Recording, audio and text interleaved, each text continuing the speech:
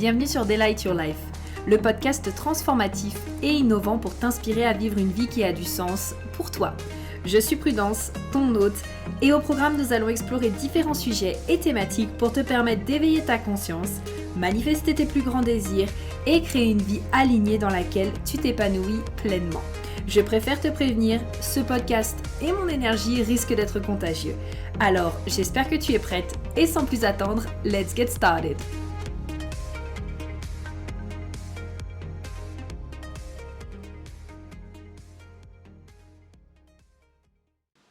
Alors, hello à tous, comment allez-vous? J'espère que vous allez bien. Je suis extrêmement ravie de vous retrouver pour ce tout nouveau podcast où aujourd'hui on va parler de gestion d'énergie par type. Vous allez voir, il y a pas mal de choses que j'ai envie de vous dire dans ce podcast. Bon, il sera pas aussi long que le podcast sur comment définir son client idéal, on s'entend là-dessus. Mais vous allez voir que tout ne tourne pas en fait autour simplement du human design et de l'énergie par type en général. Et que je pense, vous vous en doutez, il y a pas mal d'autres choses à prendre en compte. Donc, comme d'habitude, n'hésitez pas à vous mettre à l'aise, à prendre peut-être de quoi boire, de quoi manger, à faire quelque chose pendant que vous êtes en train d'écouter ce podcast. Et c'est parti! Alors, la première chose que j'ai envie de vous dire, tout simplement pourquoi ce podcast. J'ai eu 2 personnes qui sont venues me voir en MP et tout simplement qui m'ont posé des questions sur leur gestion d'énergie. Donc toute cette notion par exemple autour de oui, alors moi je suis manifestor, mais du coup j'ai l'impression quand même que j'ai encore moins d'énergie qu'avant pour faire certaines choses et donc pour mettre en place mes projets. Donc j'avais eu cette question-là et j'en avais eu une autre qui est je suis manifestor et mon compagnon est generator il me semble, et du coup il y a quelque chose qui passe pas trop quand je dors avec, etc. Je dors pas très bien quand je dors avec lui. Comment ça se passe, est-ce que c'est normal, etc., etc. Donc du coup je me suis dit que j'allais en faire directement un podcast parce que bon, si vous me suivez, vous savez que je ne réponds pas aux questions personnelles en MP, mais par contre après si par exemple vous me suggérer des sujets de podcast ou des choses comme ça, je suis toujours ouverte, sachant aussi que j'ouvre régulièrement quand même des boîtes à questions dans mes stories Instagram pour que comme ça vous puissiez aussi me poser vos questions. Et donc si je vois qu'il y a un sujet qui est assez récurrent, ça me permettra justement de pouvoir le transformer en podcast. Alors avant de parler officiellement de l'énergie par type, comme je vous disais, il y avait plusieurs choses que je voulais voir avec vous. La première étant, c'est que, encore une fois, souvent quand on est dans le monde du human design, on a tendance à tout ramener au niveau du human design. Sauf que, concernant l'énergie, le sujet est extrêmement vaste. Et du coup, pour avoir été coach bien-être avant, et donc m'être formée un peu plus à tout ce qui est nutrition, hydratation, sommeil, sport, l'énergie en général n'a pas qu'à voir avec est-ce qu'on a beaucoup de centres moteurs définis ou non, n'est-ce pas? Il y a plusieurs choses à prendre en compte. La première, et sur laquelle je vous invite vraiment à mettre de la conscience, c'est est-ce que vous vous sentez à l'aise avec votre nutrition?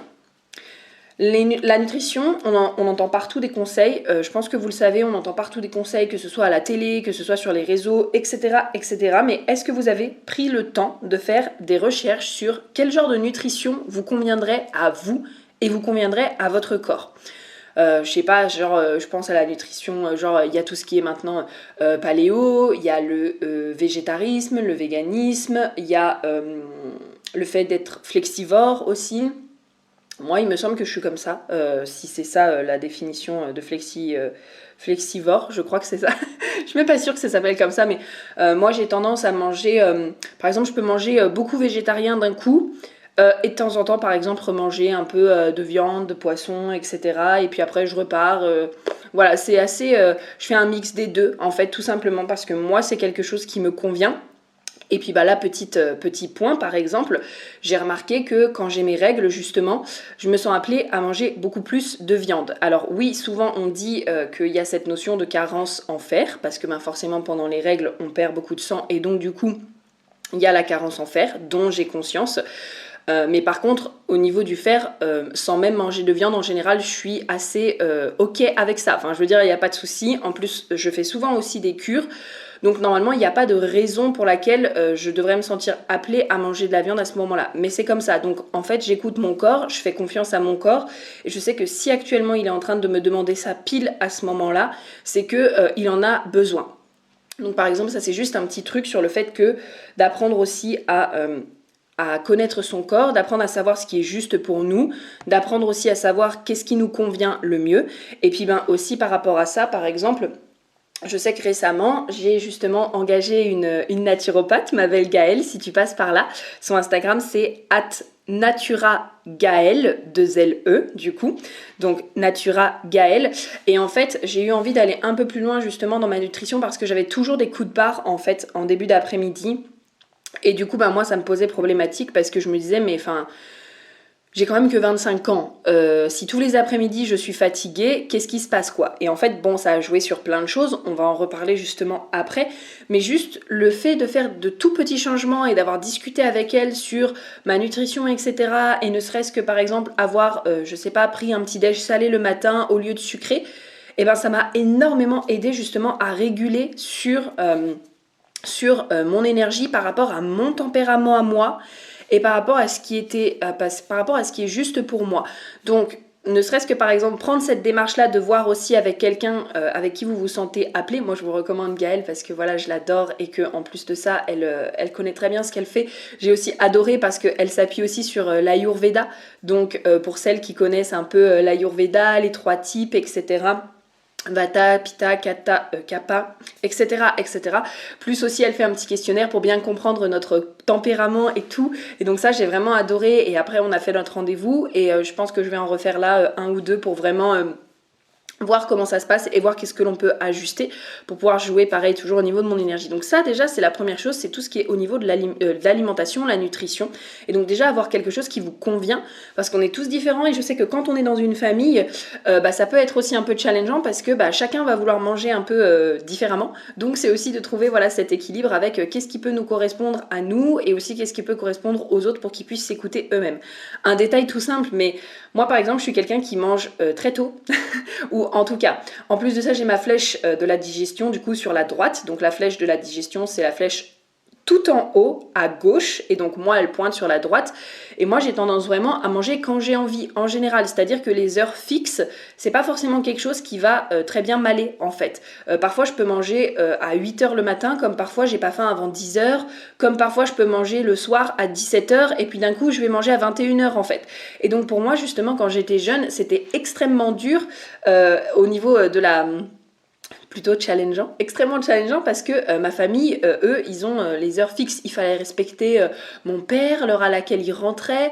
Et donc du coup, moi j'avais la dalle quand je rentrais des cours à 18h. Mais si mon père rentrait à 21h, on mangeait pas avant 21h. Donc de midi à 21h, j'avais grave faim. Et donc mon cerveau, il commençait à lâcher. Enfin bref, c'était vraiment... je sais que voilà, maintenant que je connais beaucoup mieux mon rythme et que je respecte mon rythme, juste en fait je dis aux autres que je suis comme ça, c'est tout. Et voilà. Et maintenant, même quand je rentre chez mes parents de temps en temps, ils savent que c'est comme ça. Et c'est tout. Donc voilà par rapport à ça. Ensuite, on a bien sûr tout ce qui touche autour de l'hydratation, ça c'est basique, mais par exemple, vous pouvez aussi vous sentir fatigué tout simplement parce que votre corps n'est pas assez hydraté. Sachant qu'on est à 70% composé à 70% d'eau, n'est-ce pas ? S'il manque d'hydratation, forcément, l'irrigation au niveau de tout ce qui se passe dans notre corps, ça peut aussi vous fatiguer. Donc ça, c'est important de le prendre en compte.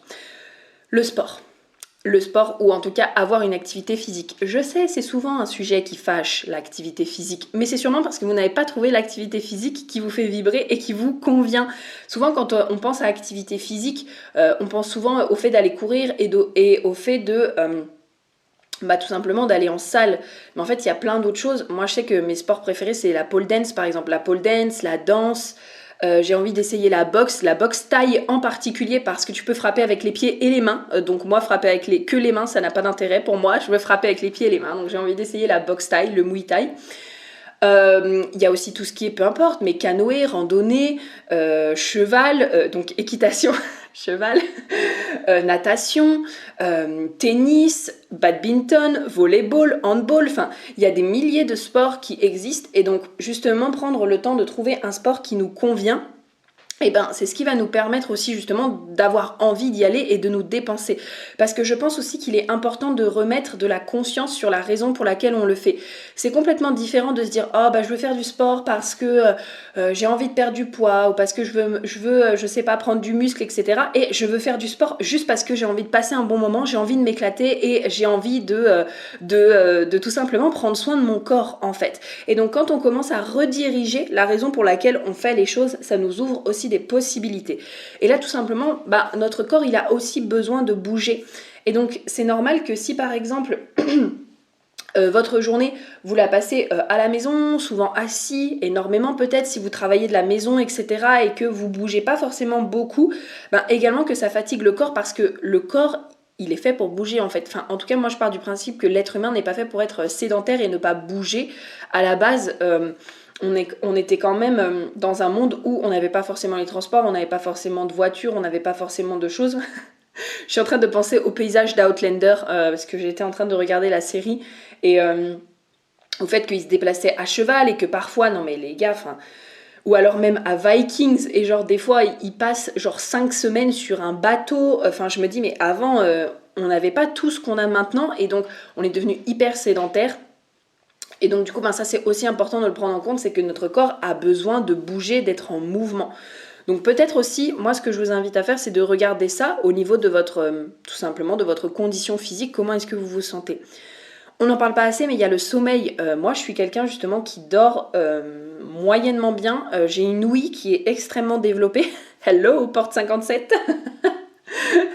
Bon, sans parler juste de la porte 57, mais j'ai tendance justement à être très sensible aux bruits qui sont autour de moi, qui sont ambiants. Donc déjà, je dors avec des bull cases parce que sinon, je ne peux pas dormir parce qu'il y a trop de bruit autour de moi que j'entends, et donc le moindre bruit, ça me réveille.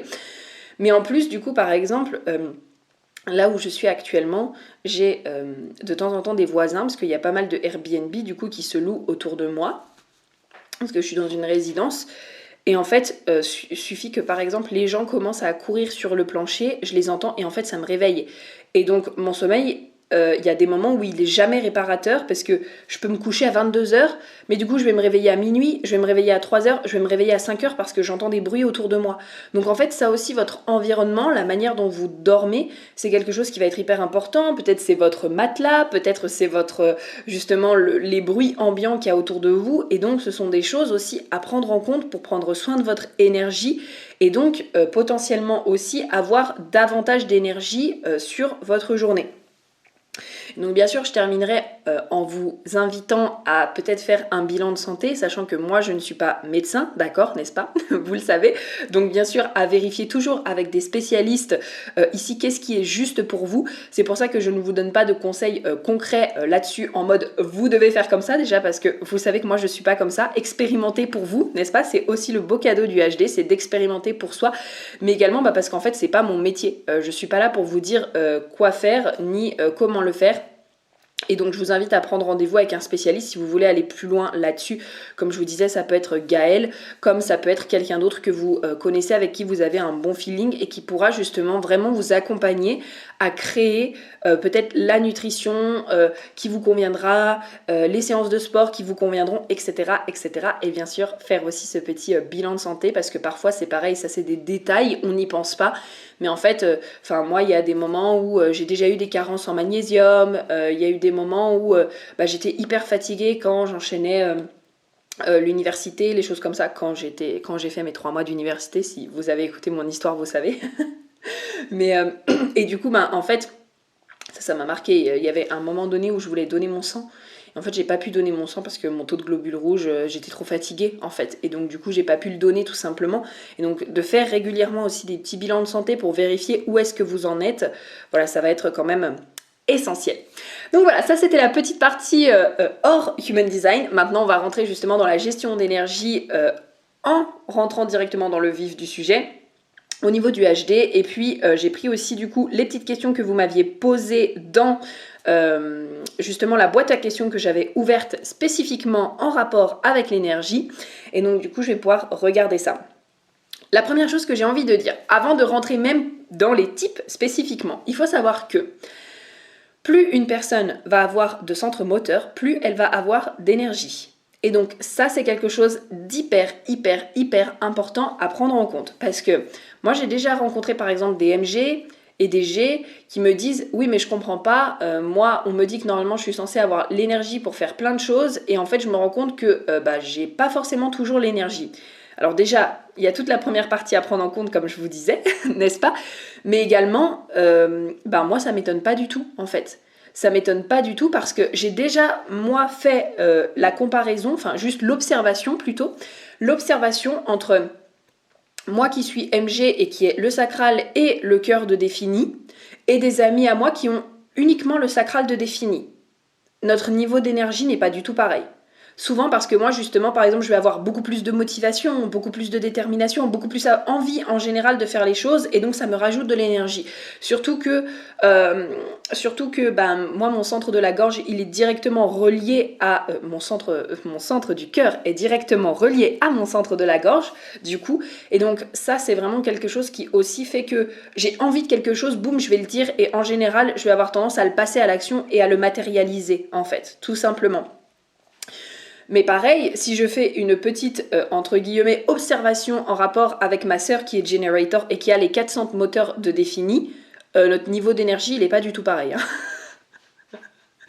Franchement, des fois, je la regarde et je me dis, mais comment est-ce qu'elle fait pour toujours avoir de l'énergie comme ça? Et encore, parce que franchement, elle, justement, en rapport avec sa nutrition, elle commence à s'améliorer, mais elle n'a pas la meilleure des nutritions. Et donc je me dis, mais si en plus de ça, elle avait une nutrition genre qui est excellente, je serais très curieuse de voir à quel point genre son potentiel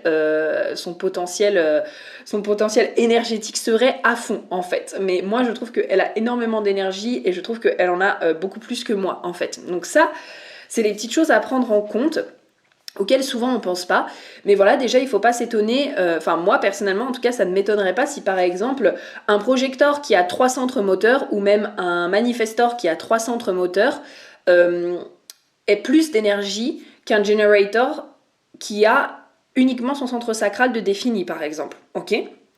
Donc ça voilà, parce que plus forcément on a de pression, plus forcément on a d'émotions à évacuer, plus forcément on a de détermination, etc., etc., plus ça va jouer là-dessus. Par exemple, je pense que l'un des excellents exemples, c'est Gary Vee, au passage, parce que Gary Vee, il est projector. Attendez, je vais prendre son bodygraph, mais il est projector, il a le cœur défini. Hop. Ah non, il a que le cœur défini. Voilà. Mais je trouve que c'est un gars qui a énormément d'énergie, pour le coup. Je trouve que c'est un projecteur qui a énormément d'énergie. Et moi, souvent, quand j'ai découvert justement qu'il était projecteur, je me disais, mais comment le frère, il peut être projecteur? En fait, c'est pas possible. C'est pas possible. Limite, parfois, on dirait qu'il a plus d'énergie que moi, en fait. Mais bon, après, il a toute une team, justement, qui vient le soutenir. Il fait beaucoup de récupération de contenu aussi, si vous regardez bien et si vous le connaissez un petit peu. Et donc, il y a beaucoup de choses qui jouent là-dessus. Mais en tout cas, voilà. Forcément, plus vous avez de centres moteurs, plus c'est quelque chose qui va jouer. Et en plus de ça, s'ils sont reliés à votre gorge, c'est encore différent. Enfin, bref, il y a énormément de subtilités énergétiques à prendre en compte en Human Design, en fait. Et donc, il ne faut pas simplement s'arrêter à « Wouh, je suis projecteur » ou « Wouh, je suis réflecteur » ou etc. Parce qu'en fait, il y a plein de choses à prendre en compte. La deuxième chose aussi que je vais vous inviter à faire en écoutant justement ce podcast, c'est redonner une signification. Vous allez voir ce que je vais dire. Vous allez comprendre. Redonner une signification à qu'est-ce que c'est pour vous une vie idéale, une semaine idéale. À quoi ça ressemble pour vous vraiment la vie la plus idéale que vous pourriez avoir. Parce que j'entends déjà les personnes un peu en mode ah du coup ouais super, j'ai pas de centre moteur donc ça veut dire que j'ai pas d'énergie, ouh trop bien, ou alors ah ouais super, ouh j'ai les 4 centres moteurs donc je suis une personne qui est hyper de l'énergie, etc. Oui, alors moi comme vous le savez c'est pareil, je pars du principe que on est tous venus sur cette planète avec justement une énergétique qui nous est propre. Et le Human Design nous aide à mettre en lumière, en tout cas, cette énergétique-là. Et donc pour moi, si on est venu au monde avec cette énergétique et avec cette manière de fonctionner, c'est pas un hasard en fait. Sauf que quand on essaye d'agir d'une façon qui n'est pas la nôtre, et ben c'est là où en fait on va commencer à être désalignés. Et pour moi, la manière dont je le vois, c'est que les personnes qui, entre guillemets, n'ont pas de centre défini à la base, pour moi, leur but, ce n'est pas de travailler 150 heures. Pour moi, en tout cas, la manière dont je le vois, c'est que, au contraire, vous êtes là pour nous montrer que on peut tout à fait avoir la vie idéale que l'on a envie d'avoir et manifester la vie que l'on souhaite, soit sans avoir besoin de travailler 150 heures semaine, soit justement en revenant peut-être à l'essentiel et justement en prenant le temps de se demander, mais en fait finalement, est-ce que ma vie idéale c'est de travailler 150 heures semaine, comme actuellement on nous le demande de le faire, de travailler encore et encore sans relâche. Et pour moi, il y a vraiment justement cet aspect de se détacher en fait de la société, se détacher de ce que la société nous a enseigné pour revenir dans notre essence en fait. Revenir dans notre essence, revenir dans moi personnellement, quelle est ma définition de la vie idéale? Quelle est ma définition du succès? Quelle est ma définition d'une vie heureuse? Et de sortir un petit peu de toute la pression que l'on peut ressentir, de toutes les attentes entre guillemets que la société peut avoir sur nous, sur ouais, t'es un être humain, alors tu dois être un robot et travailler. Mais non en fait. Non. Et plus on va être capable justement d'accueillir et d'accepter qui nous sommes, exactement comme nous sommes, plus ça va justement nous permettre en fait d'ouvrir des portes. Déjà d'une part, d'ouvrir des portes pour d'autres personnes, parce qu'une personne qui s'accepte pleinement dans son entièreté, ça lui permet quelque part d'ouvrir des portes pour les autres personnes qui ne s'autorisaient pas à s'accepter dans leur entièreté, n'est-ce pas? Je pense que si vous avez vu mon post sur... comment est-ce que j'ai nommé ça? Dans la charte, dans le bodygraph d'une personne égocentrique, c'est moi, n'est-ce pas? Et ben en fait j'ai remarqué que plein de personnes m'avaient dit mais merci Prudence parce qu'en fait je me rends compte que je suis comme toi et en fait je trouvais ça pas bien. Et donc du coup j'étais là, oh waouh, bah en fait finalement ok, les gens ont super bien pris, etc. Et finalement ça leur permet de s'accepter comme ils sont. Et ça a été finalement une des phrases qui est sortie quand je me suis demandé mais pourquoi est-ce que je fais ce que je fais? Ça a été parce que je veux que les gens se sentent bien à propos d'eux-mêmes en fait. Et finalement, récemment aussi, j'ai revu ma définition du succès à moi. Grâce à une de mes meilleures amies, on avait cette discussion et en fait, une de mes meilleures amies fait énormément d'anxiété. Et un jour, elle m'avait dit, en fait, peut-être que c'est ça finalement, moi, ma définition de la vie idéale, c'est que vivre ma vie sans plus du tout avoir ce sentiment d'anxiété en fait. Et donc ça, pour moi, ce serait le succès. Et ça m'a fait réfléchir parce que souvent c'est pareil, on est là en mode on veut courir, on court après les choses, on court après plein de trucs qui d'ailleurs au passage nous prennent de l'énergie aussi, on va en reparler juste après, mais nous prennent de l'énergie aussi.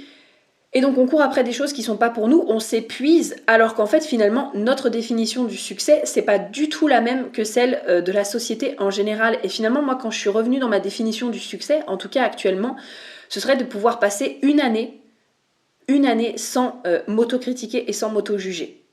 Parce que moi j'ai je suis dans un programme en ce moment qui l'appelle le Gremlin, donc le Gremlin intérieur.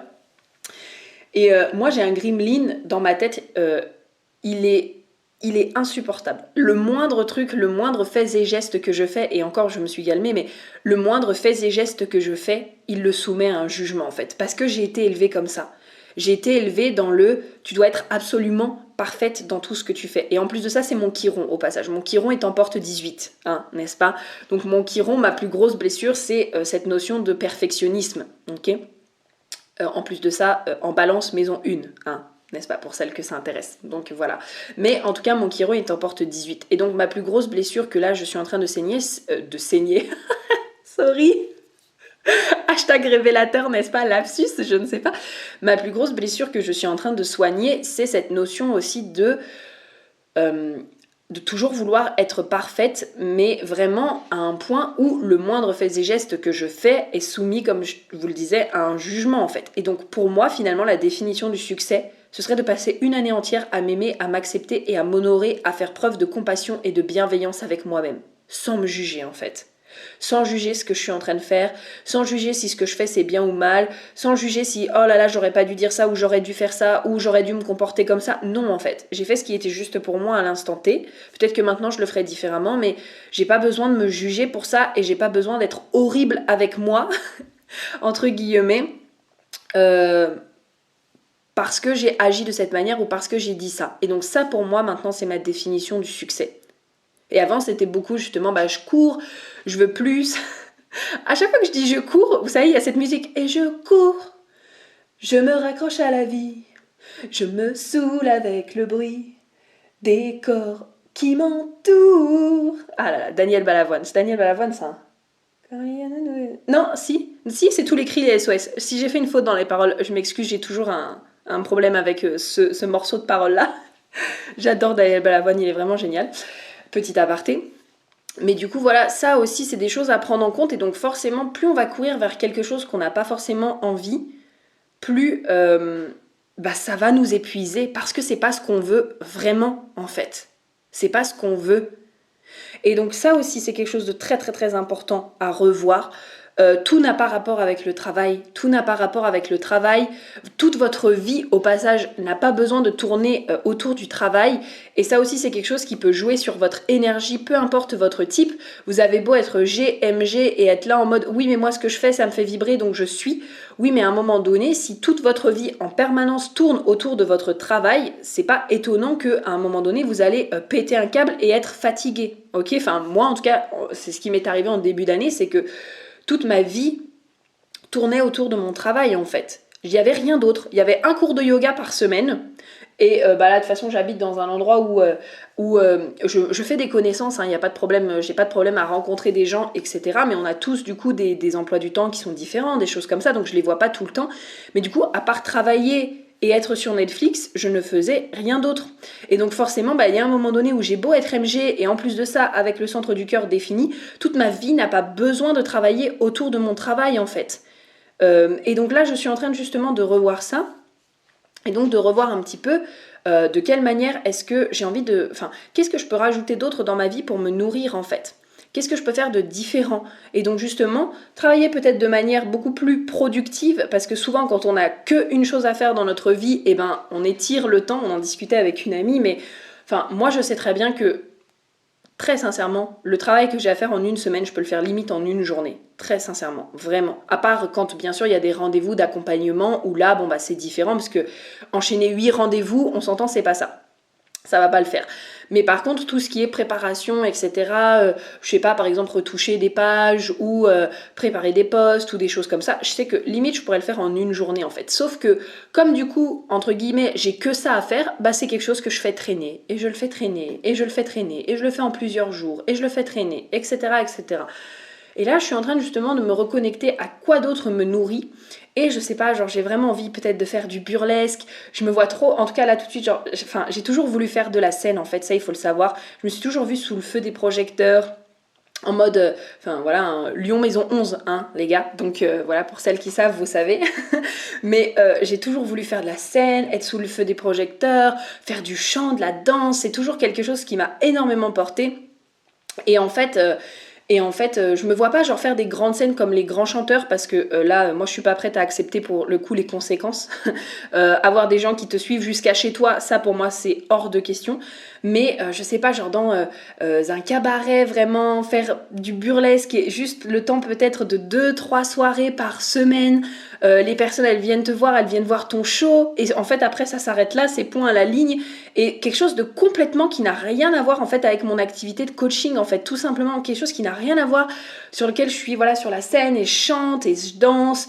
Le burlesque normalement on chante pas, mais écoute, moi je me fie aussi au film burlesque avec Christina Aguilera qui est vraiment génial sur Netflix, au passage il est vraiment génial, et je sais pas, peut-être que un jour je pourrais lancer mon propre truc, et peut-être, je sais pas, le cabaret, il fera des spectacles partout dans le monde, et je voyagerai, c'est vraiment autre chose, en fait, mais qui me nourrirait, en fait. Puis il y a plein de choses comme ça auxquelles souvent je pense, par exemple, faire partie d'une association pour sauver les animaux, ou sauver les plantes aussi. Moi, j'adorerais, passer mes après-midi, je sais pas, à faire du jardin, à sauver des plantes, ou alors à prendre soin des animaux, ça, c'est complètement d'autres trucs, en fait, qui me nourriraient, et pour lequel, Numéro 1, je m'autorisais pas vraiment à le faire. C'est pas vraiment que je m'autorisais pas, mais c'est plus que j'en voyais pas forcément l'intérêt ou en mode ouais, ben je sais pas, de toute façon il n'y a pas d'association. Puis numéro 2, c'est vrai que pour trouver des associations qui font comme ça, j'ai quand même regardé un peu sur internet et je trouve que c'est pas toujours évident de trouver aussi des choses qui peuvent être en rapport avec ça. Donc il faudra que j'approfondisse mes recherches. Mais en tout cas, c'est vraiment ouais, faire autre chose de ma vie que simplement travailler en fait. Et tout simplement me permettre de vivre. Vraiment, c'est quelque chose que j'ai redécouvert. Donc voilà, au-delà de ne serait-ce que votre type et du fait que voilà, vous avez des centres moteurs, vous n'avez pas de centres moteurs, etc. Redéfinissez aussi à quoi ça ressemblerait pour vous votre vie idéale. Et à quoi est-ce que ça...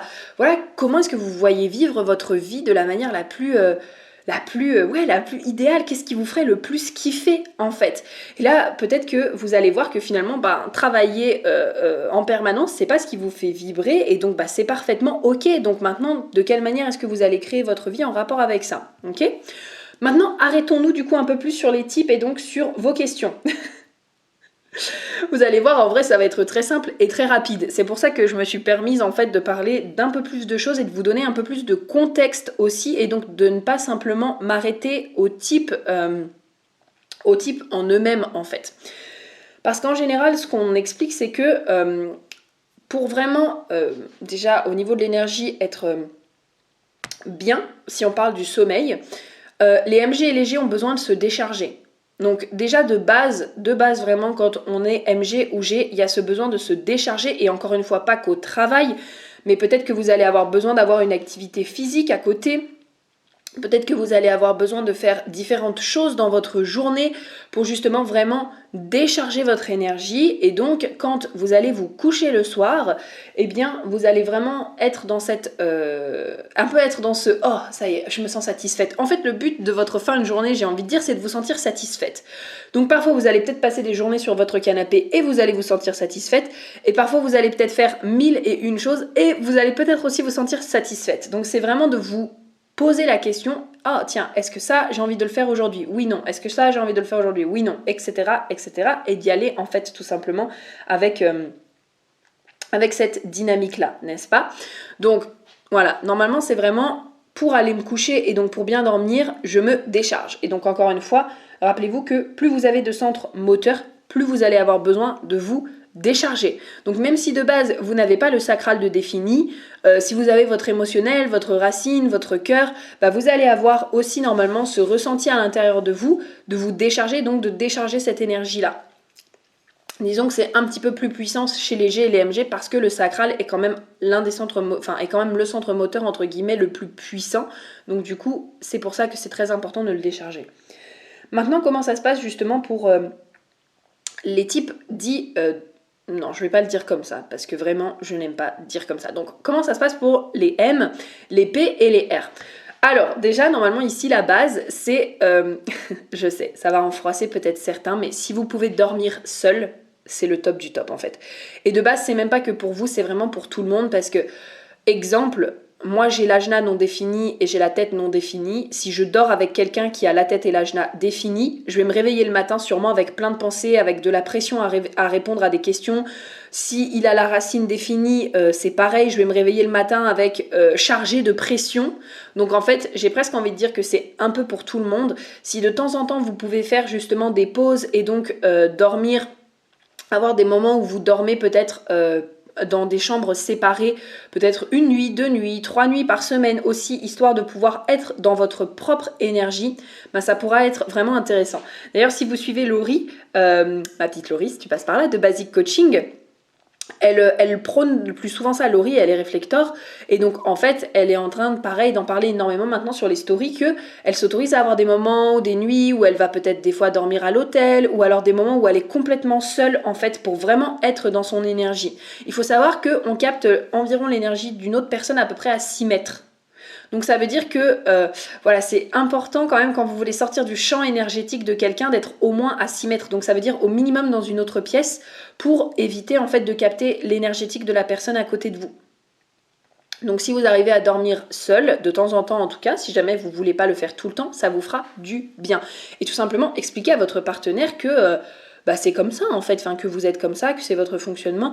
Moi je suis sortie avec un avec un projecteur et en fait ben au bout d'un moment on n'arrivait pas à dormir ensemble en fait et souvent il dormait, bon lui il dormait sur le canapé parce qu'à ce moment-là on n'avait pas de chambre mais il dormait sur le canapé et en fait j'ai simplement été lui demander mais pourquoi tu dors seul et tout, il me disait bah parce que je dors mieux en fait tout simplement. Donc du coup voilà, ça c'est super important aussi à prendre en compte.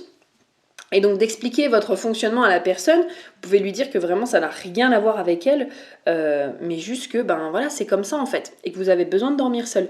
Et en général aussi on dit du coup pour les P, pour les M et donc pour les R, de bien en fait d'aller vous mettre dans le lit et potentiellement de finir, on va dire, de vider votre énergie à ce moment-là. C'est super bizarre. Vous videz votre énergie comme vous voulez, d'accord? Ok, ça ne me regarde plus à ce niveau-là, mais tout simplement, par exemple, d'aller dans votre lit quand vous n'êtes pas encore totalement fatigué, et peut-être prendre le temps de lire, prendre le temps de faire autre chose, prendre le temps, voilà, d'être tranquille, en fait, tout simplement, peut-être de faire du journaling, de l'écriture, et en fait, ben, terminer tranquillement, de vous reposer à ce moment-là, en fait, tout simplement. Donc voilà, ça c'est des petites choses aussi à prendre en compte. J'avais aussi une personne qui m'avait répondu justement en story et qui m'avait dit que souvent, elle allait se coucher avant son partenaire, en fait. Donc voilà, ça c'est hyper important aussi, si vous souhaitez, enfin hyper important, c'est quelque chose que je vous souligne. Par exemple, si vous avez aussi et que vous ressentez l'envie d'aller vous coucher avant votre partenaire pour avoir peut-être quelques heures de sommeil réparatrice, et après votre partenaire vient vous rejoindre. Donc ça, c'est aussi à prendre en compte. Maintenant, si je m'attarde un peu plus sur ce que vous m'avez dit.